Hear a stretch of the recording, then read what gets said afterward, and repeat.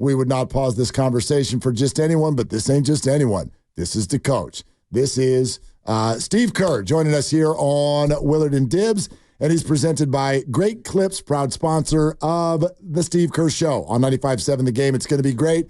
Hey, Coach, it's been a minute. How you doing? I'm doing great. How are you guys? Aloha. Yeah. We're doing great. Aloha. Yeah, come on. How's the suntan look?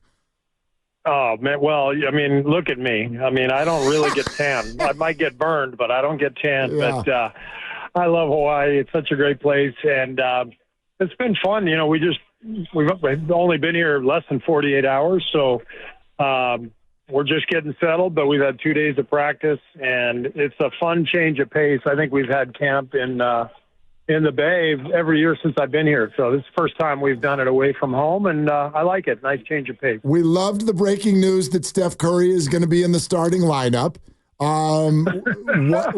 Wonder if over the last 48 hours, anybody else has caught your eye? Well, I think that was misinterpreted. Draymond's going to be in the starting lineup, and I think I was asked yesterday, who starts at 2, and I said, well, who starts at 2 may depend on who starts at all the other positions, because I don't know that yet. And what I meant was I don't know if Draymond's going to be the 4 or the 5. But somebody took that and ran with it and said Draymond's not guaranteed a starting spot. But that was sort of misleading, so extremely misleading. Draymond will start. I just don't know if he'll be our 4 or 5.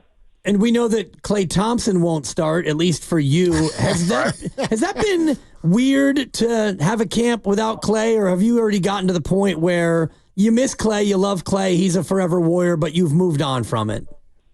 No, you don't move on from something like that in 2 days, that's for sure.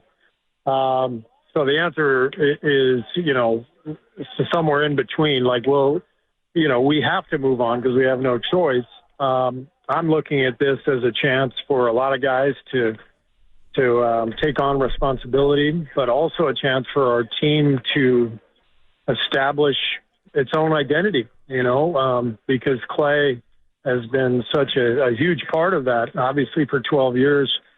So this team has to take on a little different identity, and Klay's departure, as difficult as it was, and as much as we'll miss him, we got to move on, and we've got to do that quickly in order to become a good team. Coach, I understand maybe he's a little under the weather today, but I want to ask you about Andrew Wiggins, because it certainly felt from what everyone said in your arrival that there is just an entirely renewed feeling about who he is, the state of mind that he's in, and maybe what you're expecting from him this year. So is that accurate, and how are you feeling about him? Yeah, he's missed the first 2 days, unfortunately. He's under the weather, and so he's been here at practice getting shots up, wearing a mask so he doesn't get anybody else sick. But he has not participated in practice yet. But, yeah, what you said is accurate. He showed up to camp in great shape. I've watched him play pickup ball the last couple of weeks, and he's looked fantastic. I think there's some peace of mind for him now. At this point, you guys are all aware that his father passed away last month, and these last couple of years have been really, really tough on Wiggs and his whole family. And, I guess maybe some closure in that regard, and I think that allows him to, as he's grieving, to also move forward. That's, from my own experience, that's how this works. And Wiggs everyone loves Wiggs. He's so beloved in our organization. We all want him to get back to who he was 2 years ago, and he showed up, ready to do that for camp. And it's just a minor setback to sickness, so he should be good to go in the next day or two, and I'm expecting a big year from him.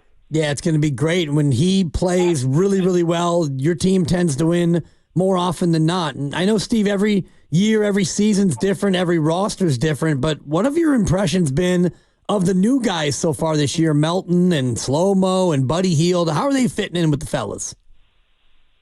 Yeah, these guys are good players, and they're right in their primes, and that's what's exciting is all three have been starters, major rotation players on their respective teams.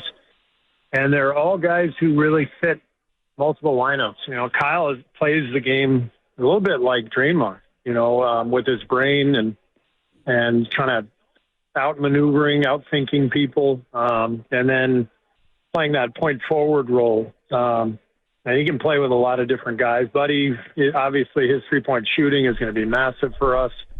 And then Melton's an excellent two-way player. He can play either guard spot and he can guard either guard spot. And all three guys have good feel, and I'm excited about all of them.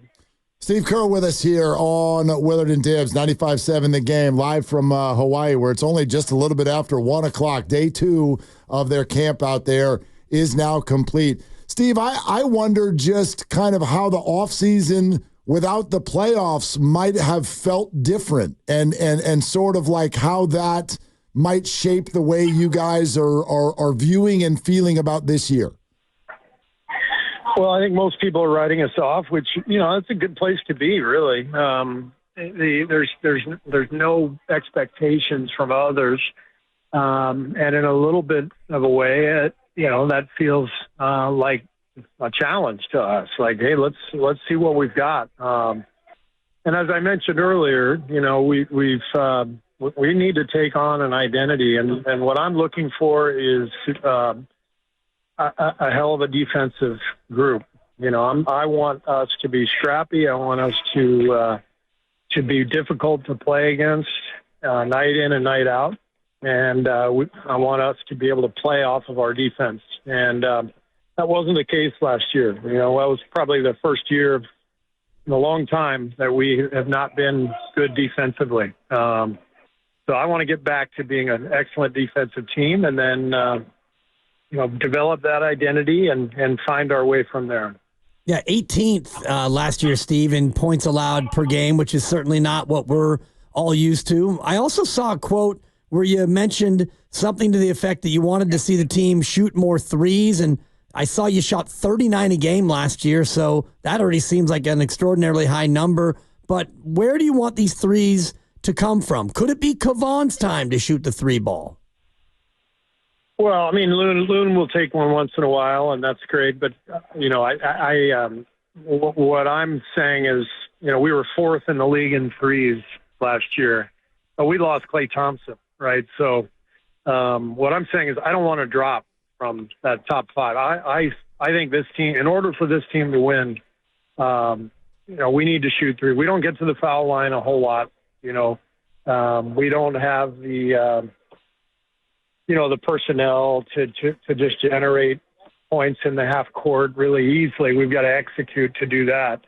So for us to be successful, we want to shoot a lot of threes, and I think we have more depth to our 3-point shooting this year than we did a year ago. So we want to fill that void that with Klay's departure brings, but we want to fill it with a lot of different people. And getting threes or dunks in transition, that's kind of the idea. And then in the half court, if you've got good spacing, you get more threes there. Steve Kerr with us. Steve, this is a little bit interesting because it sounds, and correct me if I'm wrong, but it sounds like you've spent the offseason thinking about some at least minor philosophical changes. What are the challenges with those kind of changes when your two leaders are the same guys they've been for a decade?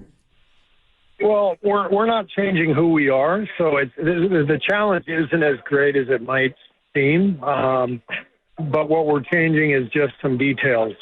We're trying to be more efficient. We're trying to be more structured, but maintain the movement and the flow that we've always played with. So, as long as we have Steph and Draymond, we aren't changing that part of it. What we're trying to do better is to execute better in the half court, to be more particular, with our actions, with our calls, with our terminology, and just sharpen up execution mainly. Everybody's always wondering about Jonathan Kuminga and his improvement, and it's been steady and it's been meteoric. What are you seeing from JK early in camp that would get fans excited for his season coming up? Had a really good day of practice today. He made some good plays in transition, attacking the rim, but also making good passes in transition. running ahead of the play to pull the defense in where somebody makes a three behind him. Plays like that are crucial to winning.